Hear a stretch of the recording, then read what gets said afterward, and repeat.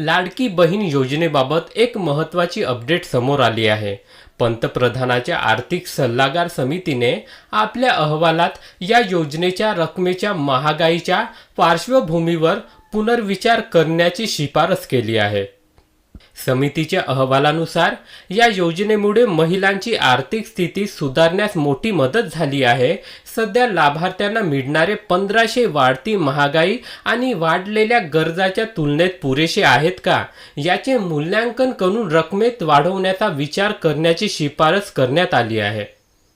अहवालात असेही नमूद करण्यात आले आहे की महिलांच्या बँक खात्यात थेट पैसे जमा असल्यामुळे त्यांच्या मासिक खर्च करण्याच्या क्षमतेत सुमारे 46% वाढ झाल्याचे दिसून आले आहेत.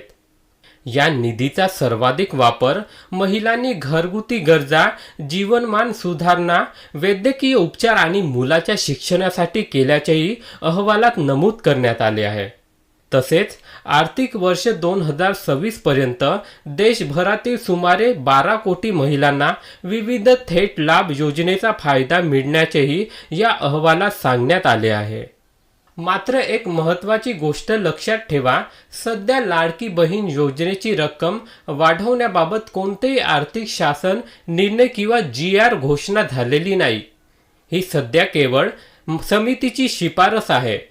अंतिम निर्णय राज्य सरकारच्या अधिकृत घोषणेनंतर स्पष्ट होईल. या संदर्भात सरकारकडून नवीन GR किंवा अधिकृत अपडेट जाहीर होतात त्याची माहिती सर्वात आधी आपण या चॅनलवर देऊ. व्हिडिओ उपयुक्त वाटला असेल तर लाईक आणि शेअर करा आणि सरकारी योजना, GR आणि अधिकृत अपडेटसाठी आमच्या चॅनलला नक्की सबस्क्राईब करा. धन्यवाद.